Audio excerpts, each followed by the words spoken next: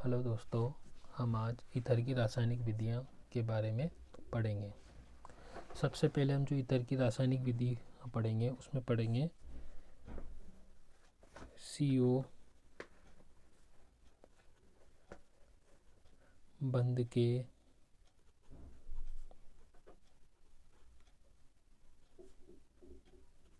विदलन की।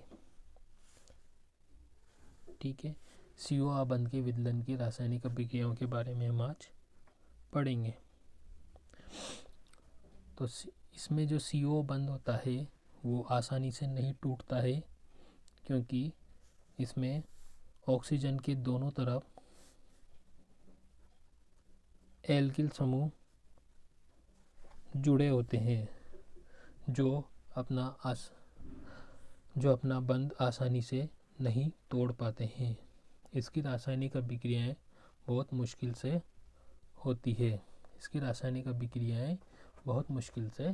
होती है। इसमें जो हम रासायनिक अभिक्रिया पढ़ेंगे वो पढ़ेंगे सबसे पहले HX के साथ, मतलब हाइड्रोजन हैलाइड के साथ। तो सबसे पहले अपन देखते हैं कि जो ईथर होते हैं वो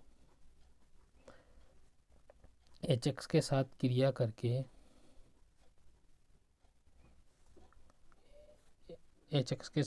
करके एल्किल हैलाइड बनाते हैं, प्लस यहाँ पर एक एल्कोहल का भी निर्माण होता है। यहाँ पर क्या होता है, सबसे पहले ये वाला बंध टूटेगा, उसके बाद ये वाला बंध टूटेगा। इसमें हाइड्रोजन पर तो आंशिक धनावेश, हैलोजन के ऊपर आंशिक ऋणावेश आता है। यहाँ पर भी ऑक्सीजन के ऊपर आंशिक धनावेश और यहाँ पर एल्किल समूह के ऊपर ऑक्सीजन के ऊपर आंशिक ऋणावेश तथा एल्किल समूह के ऊपर आंशिक धनावेश आता है।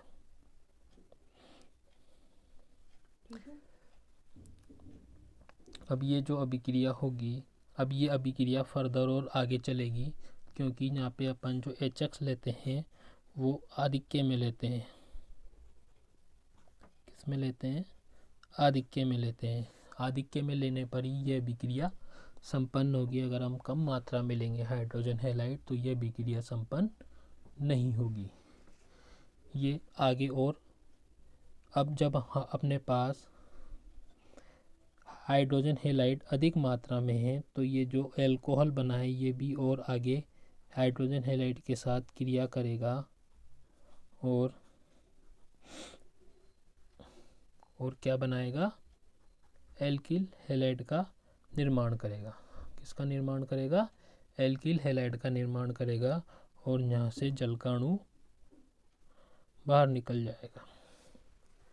तो अपन इस पूरी अभिक्रिया को इस प्रकार भी लिख सकते हैं,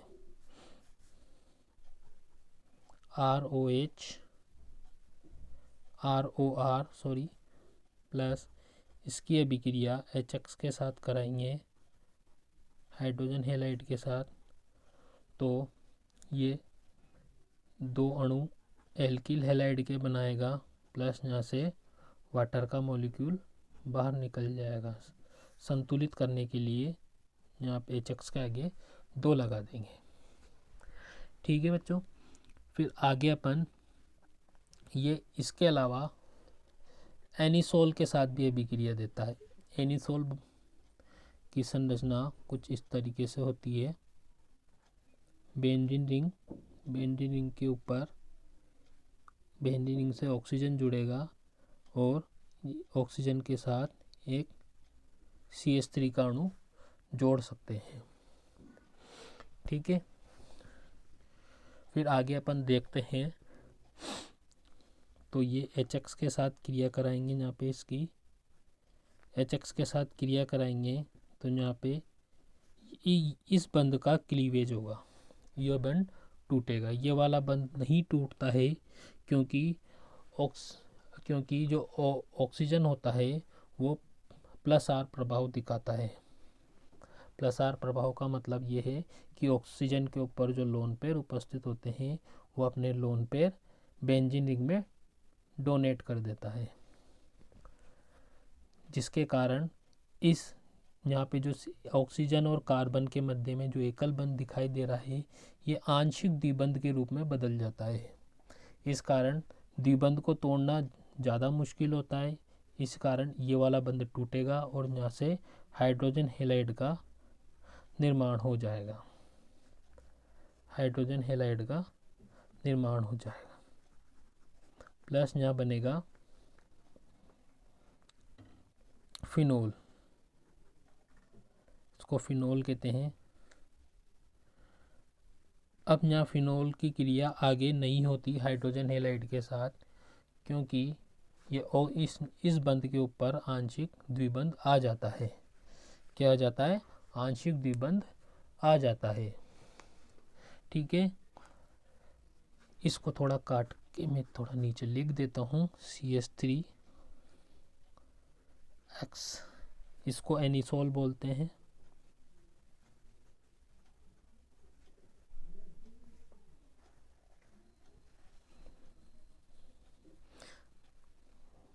यहाँ अपन HX की क्रियाशीलता का क्रम देखते हैं। HX की क्रियाशीलता का क्रम,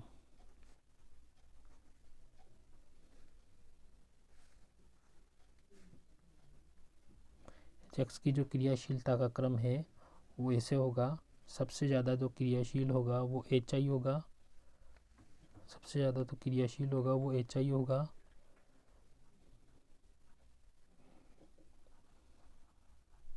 इसको हटा देते हैं। सबसे ज़्यादा तो क्रियाशील होगा वो आयोडाइड होगा। फिर उसके बाद Br होगा, फिर उसके बाद Cl होगा, या फिर अपन इसको ऐसे भी लिख सकते हैं HI सबसे ज़्यादा क्रियाशील, HBr उससे कम क्रियाशील और उससे कम होता है HCl। यहाँ पे अपन फ्लोराइड जो हाइड्रोजन फ्लोराइड होता है वो क्रियाशील नहीं होता, क्योंकि ये तो आपको पता है ही सही, क्योंकि HF होता है उसमें प्रबल ससंयोजी बंध पाया जाता है और फ्लोरीन का आकार छोटा होता है, जिस कारण वो अपना बंध नहीं तोड़ता है। ठीक है, आगे अब अपन इसकी क्रियाविधि की बात करेंगे। किसकी बात करेंगे? क्रियाविधि की। तो अपन क्रियाविधि देखेंगे।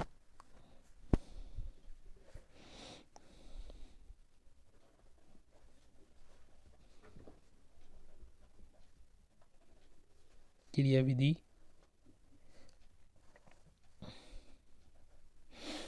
तो क्रियाविधि देखेंगे। सबसे पहले क्या होता है कि RO, यहाँ पे अपन CH3O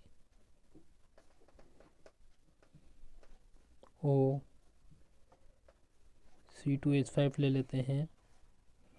ये HX के साथ यहाँ पे हाइड्रोजन आयोडाइड ले लेते हैं। क्या ले लेते हैं? Hydrogen iodide. ठीक है, हाइड्रोजन आयोडाइड ले लेते हैं यहाँ पे अपन आगे।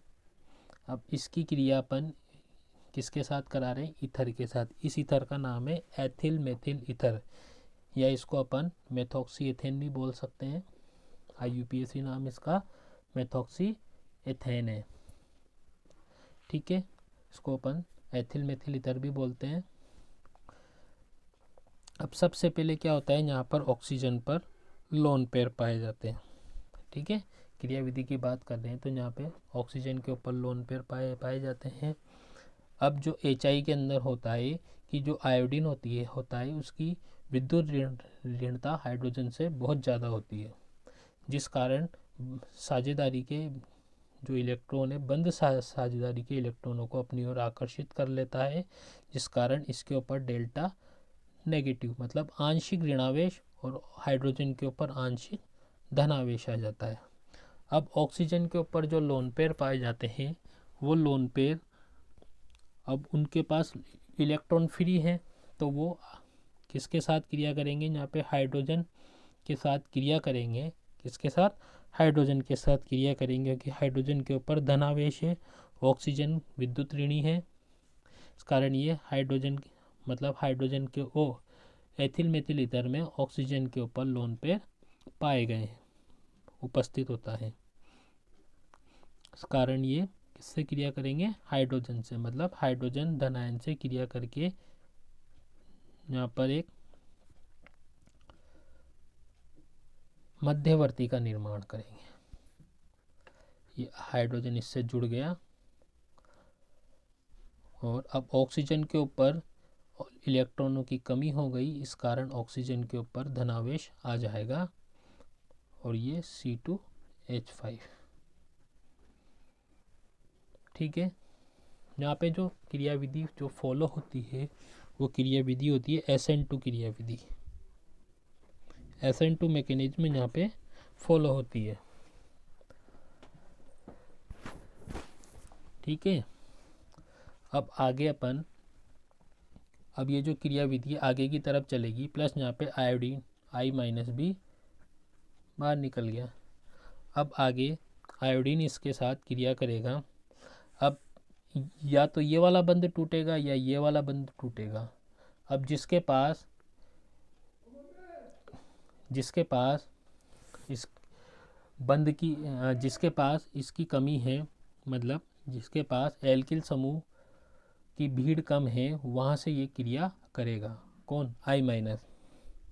तो CH3O के ऊपर पॉजिटिव चार्ज, C2H5 ये H। ठीक है, यहाँ पे ये वाला बंध टूटेगा, प्लस I-। क्यों, क्योंकि यहाँ पर एल्किल समूह कम है। यहाँ पे एल्किल समूह ज़्यादा है तो पहले एल्किल समूह जहाँ कम है पहले उसके साथ ये क्रिया करेगा I-, और क्रिया करके क्या बना लेगा, CH3I। क्या बनाएगा, CH3I, मतलब इसको बोलेंगे आयोडोमीथेन। क्या बोलेंगे इसको, आयोडोमीथेन। और प्लस यहाँ क्या बन जाएगा, फिनोल, C2H5OH। ये फर्दर और आगे अपन के पास जो HI है वो ज़्यादा मात्रा में है,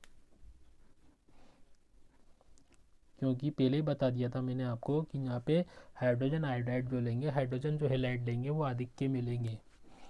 तो हाइड्रोजन आयोडाइड के साथ ये फर्दर क्रिया करेगा वापस से, और ये वापस क्या बनाएगा, इस तरीके का कंपाउंड बनाएगा। C2H5 ऑक्सीजन के ऊपर लोन पेयर होते हैं, जिस कारण वो हाइड्रोजन से क्रिया कर लेता है। ठीक है, किसके साथ क्रिया कर लेता है, हाइड्रोजन के साथ क्रिया कर लेता है। अब ऑक्सीजन के यहाँ पर धनावेश आ जाएगा। आगे अपने पास क्या है, I- है। अब I- यहाँ से जल का अणु बाहर निकल सकता है वो आसानी से, H2O। तो जल का अणु यहाँ से बाहर निकल जाएगा और यहाँ पे क्या बन जाएगा, C2H5I, मतलब इसको आयोडो एथेन बोलेंगे। क्या बोलेंगे, आयोडो एथेन। ठीक है, तो ये तो हो गई इसके साथ, HI के साथ क्रियाविधि। अब यहाँ पे जो 1 डिग्री व 2 डिग्री जो इथर होते हैं वो SN2 क्रियाविधि फॉलो करते हैं। कौन सी क्रियाविधि, SN2 क्रियाविधि फॉलो करते हैं। 3 डिग्री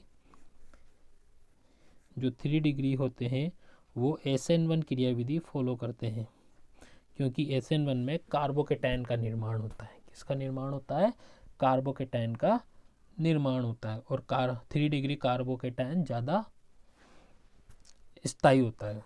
तो इसकी क्रियाविधि अपन आगे देखेंगे। जैसे अपन ने लिया CH3CO CH3 ठीक है, और यहाँ पे अपन ने CH3 जोड़ दिया। ठीक है, यहाँ पे अपन किसके साथ क्रिया कराएंगे, HI के साथ क्रिया कराएंगे। वापिस से वही होगा कि ऑक्सीजन के ऊपर जो लोन पेयर है वो हाइड्रोजन को अपनी तरफ खींच लेंगे। ठीक है, हाइड्रोजन को अपनी तरफ खींच लेंगे।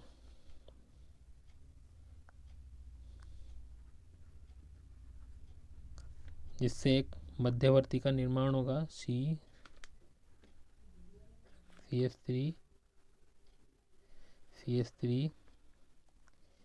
ये O, इसके ऊपर जो लोन पेयर उपस्थित थे उसने हाइड्रोजन को अपनी तरफ खींच लिया। यहाँ पे धन आयन आ गया, धनावेश आ गया और यहाँ पे CH3 जुड़ गया। ठीक है, अब आगे जो क्रिया होगी, अब यहाँ पे I माइनस है, क्या है, I माइनस है। तो यहाँ पे ये वाला अब क्या होता है कि आगे जाके ये जो ऑक्सीजन है इधर से भी इलेक्ट्रॉन ले सकता है और इधर से भी इलेक्ट्रॉन ले सकता है, लेकिन 3 डिग्री कार्बोकेटायन ज़्यादा स्थायी होता है तो वो इधर से इलेक्ट्रॉनों को अपनी तरफ खींच लेता है और 3 डिग्री कार्बोकेटायन का निर्माण करता है। CH3 OC CH3 यहाँ पे 3 डिग्री कार्बोकेटायन का निर्माण हो गया, प्लस यहाँ से CH3OH बन जाएगा। ठीक है, अब यहाँ पे क्या होगा, ये I माइनस इसके साथ क्रिया करेगा, I माइनस इसके साथ क्रिया करके क्या बना लेगा, CH3 C CH3 I CH3। ठीक है, फिर वापस से ऊपर वाला प्रोसेस स्टार्ट होगा। यहाँ पे जो क्रियाविधि फॉलो हो रही है वो SN1 क्रियाविधि फॉलो होती है 3 डिग्री के साथ। मैंने बताया ना आपको कि यहाँ पे 3 डिग्री कार्बोकेटायन ज़्यादा स्टेबल होता है, इस कारण यहाँ पे SN1 क्रियाविधि ज़्यादा फॉलो होती है। कौन सी क्रियाविधि, SN1। ये वापस से ऊपर वाला प्रोसेस होगा वही वाला जो अपन ने SN2 में पढ़ा था, और यहाँ पे वही जब HI के साथ क्रिया कराएंगे तो वापस से यहाँ पे CH3I बन जाएगा प्लस H2O का निर्माण हो जाएगा। ये इसकी क्रियाविधि है। तो आज इस वीडियो में अपन इतना ही पढ़ेंगे। आगे आप इसका स्क्रीनशॉट भी ले सकते हैं, इसका भी और पीछे वाले का भी स्क्रीनशॉट ले लेना आप। ठीक है बच्चों, पीछे वाले का भी आप स्क्रीनशॉट ले लेना। पीछे वाले का भी बता देता हूँ आपको स्क्रीनशॉट।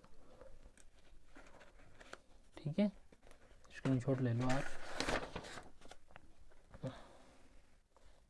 ताकि आपको दिक्कत नहीं आए आगे। फिर अगली वीडियो में हम इसकी क्रियाविधि देखेंगे, एनिसोल की, ये कैसे क्रिया करता है। ठीक है।